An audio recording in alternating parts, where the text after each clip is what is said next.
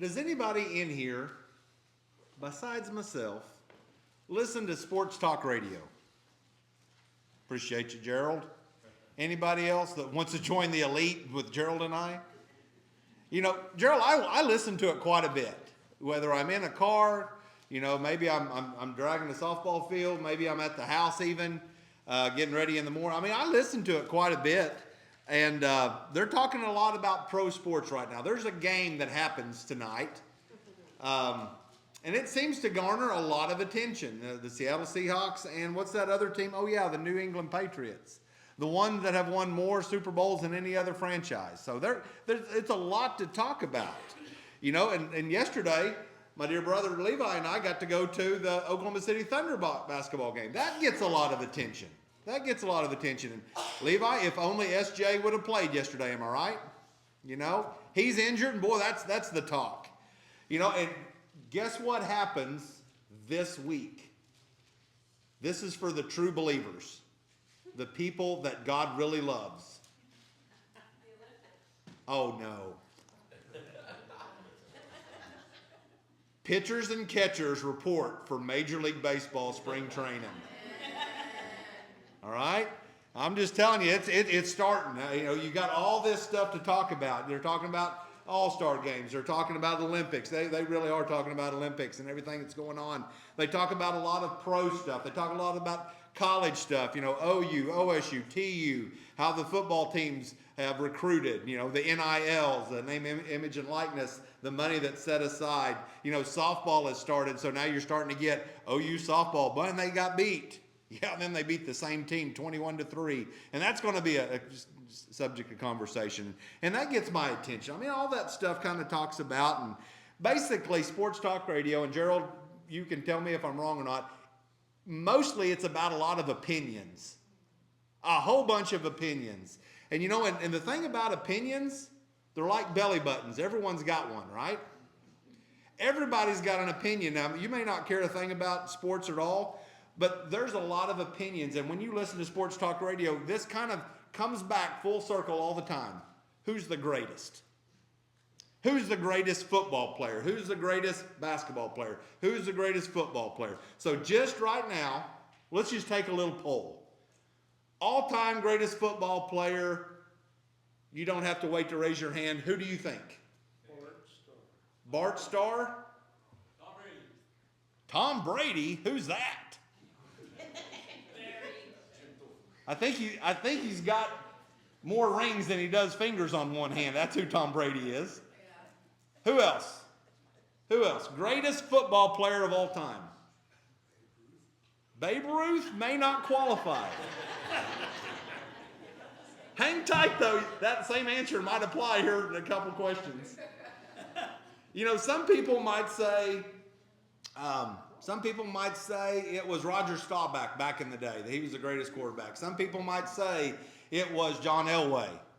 Some people might say Tom Brady. Some people might say today it's, any number of people, Patrick Mahomes or whatnot. And that's just one position. You've got Bart Starr to Roger Staubach to John Elway. I mean, just boom, boom, boom, boom. It's an opinion. It's an opinion. In basketball, who's the greatest ever? Larry Bird. Larry Bird? I'll qualify Larry Bird as the greatest white player of all time. Pistol Pete. Pistol Pete would be the second best white player of all time. Somebody said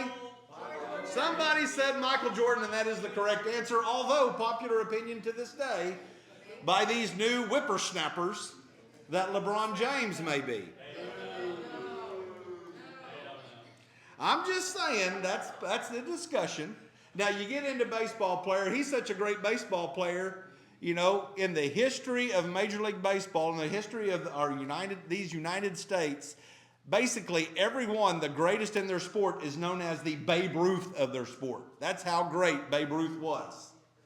Can you imagine, and this is where I go back to, can you imagine back in the early 1900s, can you imagine going to Baltimore, Maryland, where he grew up, and seeing a skinny guy throwing the ball? He was left-handed.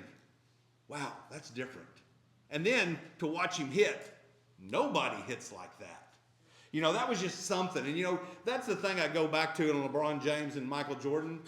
I remember when Michael Jordan played for UNC, but I wasn't old enough really to pay attention to the recruiting. But from like age 14, LeBron James was a man. He was 6'8", 220, 230 pounds. He could dunk, pass, shoot, whatever it was. And they recognized him early. This guy's different. You know, can you imagine what it was like to see Barry Sanders in high school? Can you imagine what it was like to see Adrian Peterson? They talk about just a revelation it was. You know, what a revelation it was to see Earl Campbell. And you guys, I'm going back a few years. Earl Campbell, what would they call him? Where was he from? The Tyler Rose. Can you imagine going to Tyler, Texas, and this is what you find? Can you imagine going to Palestine, Texas, and seeing Adrian Peterson as a man among boys? Can you imagine going into Wichita, I think north, and seeing Barry Sanders against just kids who can't even catch him, can't touch him? You know, to go to Alvin, Texas, and watch Nolan Ryan for that very first time. Here's a couple local ones. Can you imagine what it was like to go to Binger, Oklahoma, and see Johnny Bench? Just the absolute amazingness, if that's a word, that this guy could catch like nobody else. You'd mentioned a name under football, but you actually could have applied it to about 5 different sports. The greatest athlete of all time. Now, it's subjective. It's an opinion. Jim Thorpe. Jim Thorpe, who was raised in Yale, Oklahoma. Little bitty Yale, Oklahoma. You know what happened? And I'm just going to play this out. I think he was the decathlon medal winner in 1912, so it goes back some years. But can you imagine how he got from Yale, Oklahoma to the Olympics? You know, I think it went something like this. Hey guys, I heard about this guy. I heard about this kid who was running the other day, and man, he could run.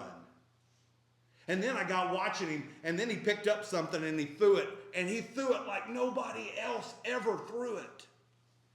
And then, after that, they said, hey, can you jump that high or can you jump that far? And he did that twice as far as anybody else. Can you imagine what it was like for them to recognize Jim Thorpe in Little Yale, Oklahoma, and get him over to the 1912 Olympics? Guys, how does that happen? How does that happen? And that's kind of what I'm going to talk about today. You know, how does stuff like that happen? Because I'm just going to play it back over the last several weeks.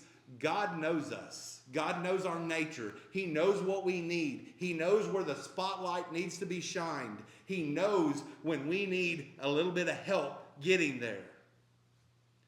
And just like finding that extra special talented athlete,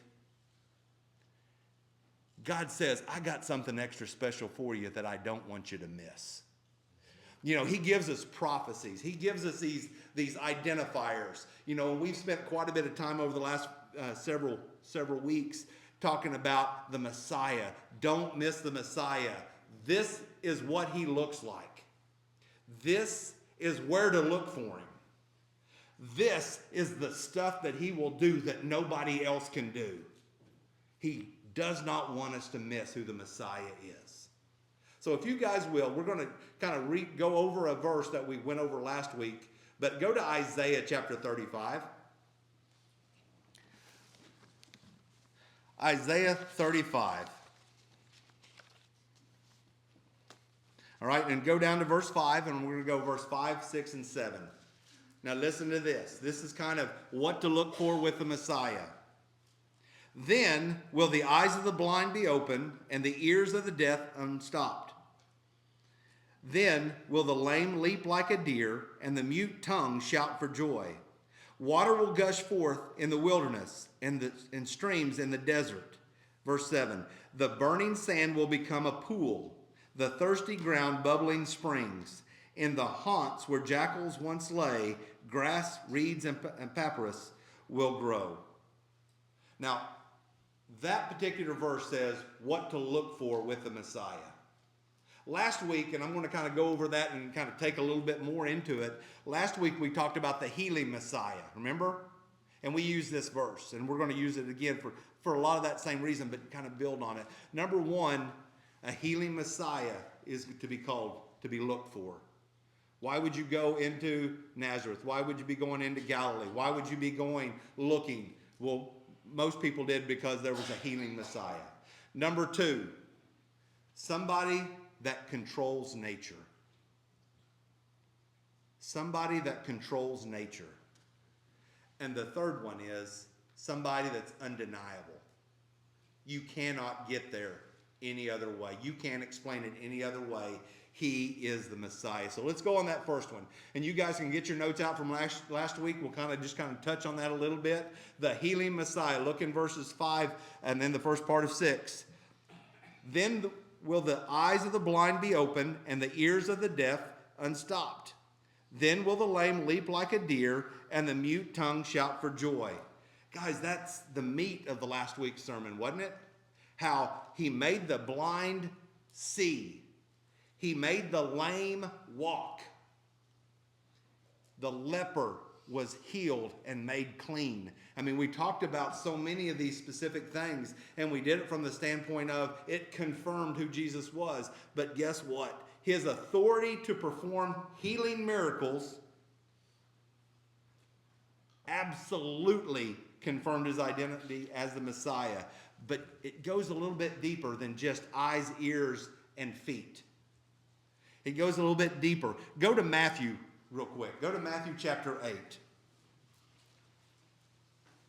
Matthew chapter 8, verse 8. Now, just to kind of give you a little bit of back history on this, and some of you know the story, but I think it's an amazing testimony of who Jesus is. You know, Jesus had the reputation of miracles. And in these miracles, the word got out. The word got out, and some people were eyewitnesses. Some people were ear witnesses where they heard about it. Some people, were actually the ones that would give testimony that Jesus healed me. But there came a centurion. I think Capernaum, is that where we're at? Jesus was in Capernaum, and a centurion, a Roman centurion, a Roman soldier who was sent, who was authorized, who was trained by Rome. Okay, that's a big deal. That is not a Jewish person. That is not somebody who follows Jesus around naturally. But a centurion comes up to Jesus, and in his house he has a servant who is paralyzed and is suffering. And he goes up to Jesus and he says, "Sir, please." And I think it says he begged. "My servant is suffering. My servant is suffering. Will you please heal him?" Jesus was willing. He said, "Come on." He said, No. And look what he said in verse 8. "Lord, I do not deserve to have you under my roof, but just say the word, and my servant will be healed." And in that moment, the servant was healed. Guys, that's the cool thing about Jesus' healing. His authority is in who he is. He just speaks it and it happens. Faith is understanding, not just seeing it, but trusting it in such a way that Jesus, you just say it and I know it happens. That is the authority people can put their trust in. That is the authority of a healing Messiah, a miracle working Messiah, that he can just speak it and I know it is done. Look in Matthew chapter 14. Matthew chapter 14, I think this is so cool as well. Matthew 14, and by the way, when you get to 14, keep your finger there. We're going to use a couple more references. But Matthew 14, verse 35 and 36.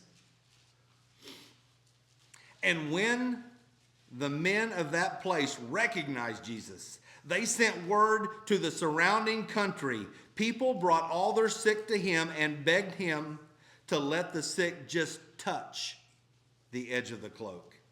And all who touched him were healed." Can you imagine how much faith, how much recognition of the authority of Christ? It is to just say, all he's got to do is make his cloak available. If I can just get close to Jesus, I'm healed. If I can just get close enough to touch, if he would just speak it. Guys, that's the cool thing about the healing of the Messiah. What happened is these men heard Jesus was coming. Jesus was the Messiah. Jesus was the healing Messiah. Jesus was the miracle working healing Messiah. And if we could just get our sick close to him, he will heal them. Guys, in this world, guess what we need to do? We need to get people close to Jesus. We need to make the introductions. We need to say, Jesus, you tell me, and I know it's done. Jesus, if you would just let us draw people to you, we know you will heal them. Jesus was a healer. And it was obvious Jesus was the miraculous healer. People recognized him because of it. Number one. Number two, if you go into it, and this is kind of the second part of our focal verse, in verse 6, Isaiah 35, verse 6, the second part of it, it says, well, I've got to get there. All right. It says, water will gush forth in the wilderness and streams in the desert. The burning sand will become a pool, and the thirsty ground bubbling springs. In the haunts where jackals once lay, grass and reeds and papyrus will grow. Guys, this is the Middle East, and they know a lot about desert. They know a lot about the importance of water. They know a lot about the importance and the absolute dependence upon water. They are absolutely aware that this is not how natural things happen. When things are deserts, they stay deserts. But guess what? When Jesus shows up, deserts turn into fountains. That's a Jesus thing. He controls nature. He controls nature in a way that undeniably declares this is the miracle working Messiah. Go to chapter 4, back to 14. I love chapter 14 in Matthew. Matthew chapter 14 has a lot of truth. And it starts with John the Baptist was executed. And it broke Jesus' heart. Jesus I don't say retired, but he went back into the mountains to have a time of mourning and prayer. And the people found him. And the people in mass found him. And they went to the mountain where Jesus was, and they gathered around him. And Jesus continued to heal. Jesus continued to minister. He continued to teach. And the people came, and the people came, and the people came. You know, the town of Chelsea has about 2,000 people according to the latest survey or the latest census. It says that there were 500 men that gathered around Jesus. And that doesn't begin to count the women and the children. That is just 5,000 that we know that is recorded. And it could have been twice as much. It could have been 12 to 15. We don't know how many. But they gathered around Jesus. And at the time in which they needed to really feed people, Jesus sent them away. Send them away so they can get something to eat. Jesus said, I don't think we have to do that. Well, that's confusing. I'm pretty sure we don't have enough. We didn't plan a cafeteria for today. We didn't plan a picnic for today, Jesus. We don't have enough. He says, what do we have? He said, let me introduce you to Ezekiel, which is my new pet name for my fisherman, for my little boy. Little Ezekiel, he has a lunch. Little Ezekiel has a lunch of 2 fishes and 5 loaves of bread. Now, I don't think they were the big French bread. I thought about that, Kathy. I don't think they're the long breads. I think they're biscuits. I think those loaves of bread might be like brands. But I don't think they're long loaves of bread. I think they are biscuits. Now, you can think what you want. I don't know. But it calls them loaves, so we'll call them loaves. But 2 fishes and 5 loaves of bread, 5,000 men, plus the women and children. Jesus said, that'll do. He took it, he prayed, he blessed it, and began to tear it apart and pass it out. He began to pass it out. And I don't know how long it took to pass it out, but you'd think it'd go pretty quick with just 2 fishes and 5 loaves of bread. But he fed everybody. He fed everybody till they're full and had how many baskets left over? 12. They had more left over than they started with. Guys, that's a miracle that Jesus does. That's Jesus controlling nature. That is Jesus over reality. That is Jesus and Jesus alone doing Jesus stuff. We don't make stories like that. We can't even come up with stories like that. Jesus does what everyone thought was impossible because he controls nature. All things are possible through Jesus. And then he says, disciples, it is getting late. We fed them. Hey, I want you guys to get on a boat and I want you to go across the water. I want you to go across the water. I will meet you guys there in the morning. I will meet you guys there later. And again, that's the thing. And these guys obediently got on a boat and they sailed across the sea. They sailed across the lake, however you want to say it. They sailed across the water. Jesus goes to the mountain and pray. And later on that night, what happens? They start seeing somebody on the water. Am I seeing things? Is this a reflection? Is this, I don't know what this is. Is this a ghost? They don't know what it is. And as that person gets closer, it's Jesus. Jesus is walking on the water. Jesus is walking on the water. And I love the Peter response, Lord, if it is you, call to me and I will come out to you. And he says, come. And now Peter's walking on the water. Guys, this is how much authority Jesus has as he controls nature to the point that water becomes sidewalks. Water becomes ground. And the beauty of it is, nothing changed except Jesus was in control. Jesus was in control. That's how you know who the Messiah is. He is in control. And I love it. If you go, by the way, these stories, these actual accounts happen synoptically, which means they happen in each of the Gospels. The feeding of the 5,000 happened in Matthew, Mark, Luke, and John. The walking on water, Matthew, Mark, Luke, and John.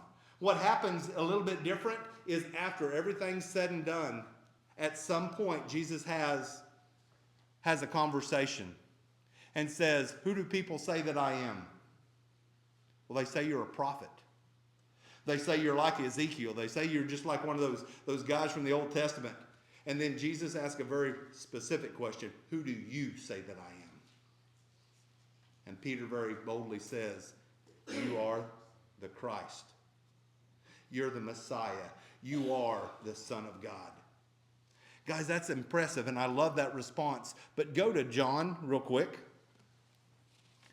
Go to John.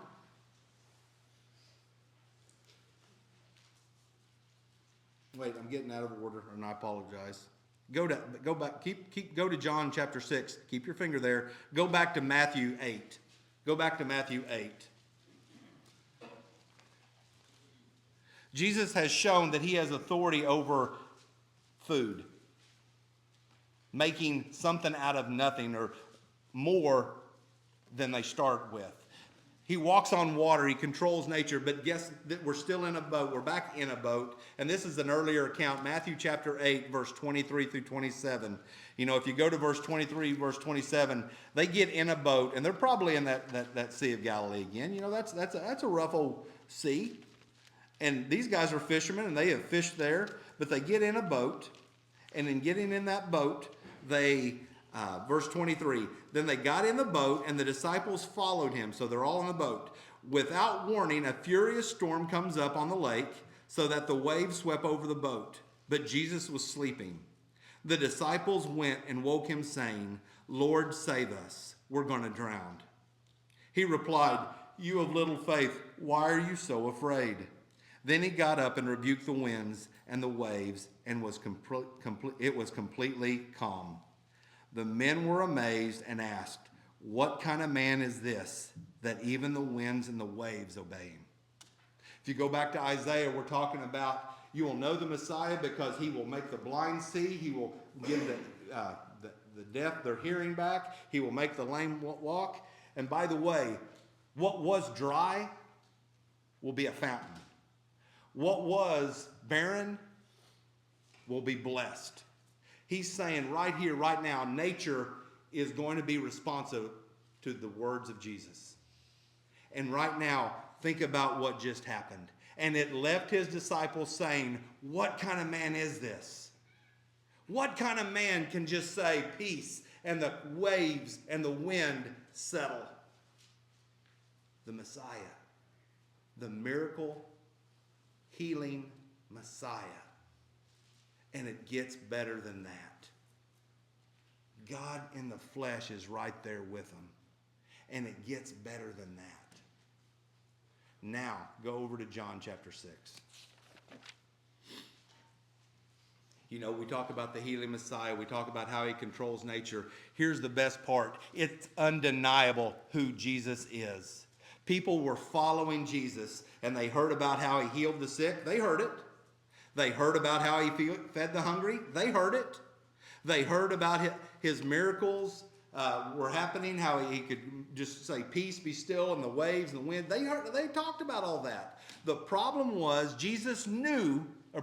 people knew Jesus was special. They knew there was no one else like him. They knew he had to be from God. These are things that were unquestioned, undeniable. And they probably recognized, okay, I've read a little bit of the Old Testament. This is the Messiah. All these facts are lining up, but Jesus said, you're not there yet. You're not there yet. And he called them out. He called these people out, these crowds that were following him, the crowds that gathered around the mountain as he had the boys' lunch, Ezekiel's lunch, feed everybody. They didn't get to walk across the lake. They went around and found him. They found him that next day. And in chapter 6 of John, it talks about how they were saying, hey, when's the next meal? When can you feed us again? When's the next miracle? When can you do this? When can you do that? And Jesus said, I tell you what, boys. I tell you what, I want your attention. Right here, right now, listen very carefully. I am the bread of life. I am the bread. Unless you eat of my flesh and drink of my blood, you'll never know eternal life. Guys, that weirded a lot of people out. That challenged a lot of people and their motives immediately. That in itself called people to task. Why are you following me? You know, Sunday nights we've been talking about a book by Kyle Idleman. It's called Not a Fan. Jesus had a lot of fans. He had a lot of people who wanted to see the next trick. And Jesus said, I'm not a trick. I'm salvation. I am the bread of life. And I need you guys to get that. You know, we on this side of the equation, we now know that bread of life, that eat of his flesh, means he gave of his flesh. Drink of his blood means he gave his blood. We honor him by observing the Lord's Supper for that very reason. So we will never forget what he did for us. These people were weirded out. Well, that's not what I wanted to hear. That's not what I want to do. And they started walking away. They started walking away. They had seen the evidence. They have heard the truth, and they still walked away. Now, join me at John chapter 6, verse 66.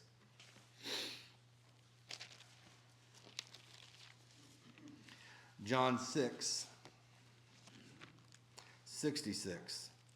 From this time, many of his disciples turned back and no longer followed him.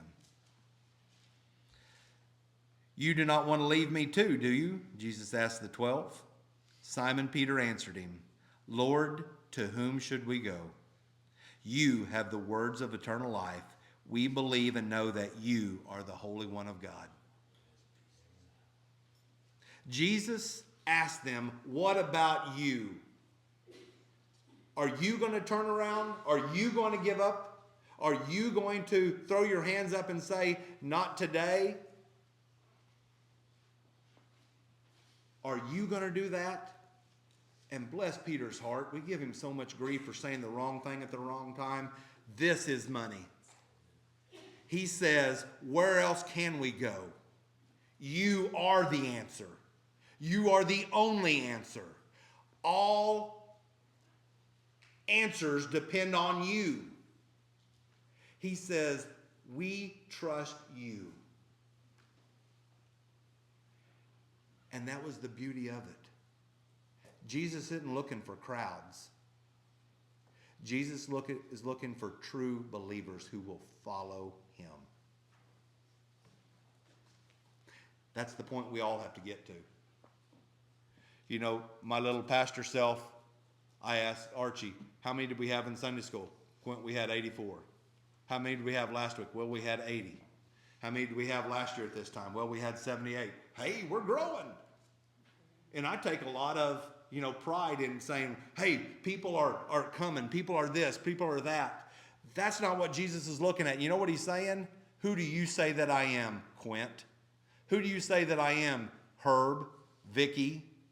Who do you say that I am, Eddie? And we can go very personally. Each one of us have been asked that question. Jesus says, who do you say that I am? Well, I say you're the person we talk about. That's not enough. I say you're the person that makes sure I get fed. That's not enough. Jesus said, I am the way, truth, and the life, and no one comes to the Father except through me. Which means, if any man would come after me, he must do what? Deny himself. There is no other thing that's more important. He must deny himself, take up his cross, and follow me. Peter, who do you say that I am? The guy I'm going to pick up my cross and follow. Darla, who do you say that I am? That's my Savior that I'm going to pick up my cross and follow.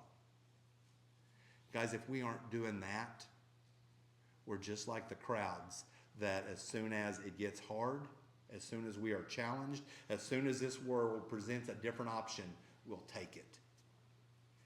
We have to be the reflection of Christ. We have to be the ones that say, let me introduce you to Jesus. We have to be the ones that lead by example of following Jesus. And if we're not realizing, accepting, and surrendering to the Messiah who gave his life for us, can we show anybody else the way? And we've got to. We've got to. I don't wish this on anybody, but there are certain things that you get into an algorithm on your Facebook or your Instagram or what you watch on your... And if you look on one thing for too long, you now get another story and another story and another story. And Denise and I were talking about this past week. It's scary where the algorithms take you now into this world. It's scary when we put all of our hope into that politician or into that celebrity or into that person who's not Jesus. It's a deep, dark, ugly hole. And Jesus says, I've got a place for you that is with me. Seek me and you will find me when you seek me with all your heart. Quit playing around. Seek me, Jesus says. Now, this invitation today I'd like to say I'm good at them, but I'm really not. But it's about who Jesus is inviting. Jesus is knocking on hearts. Jesus is convicting lives. Jesus is getting very personal with you and saying, who do you say that I am? Who do you say Jesus is? Is he your Savior? Is he the sacrifice that you trust? God has made it absolutely clear he is the Messiah that was sent for you. Will you accept him as such? Let's pray.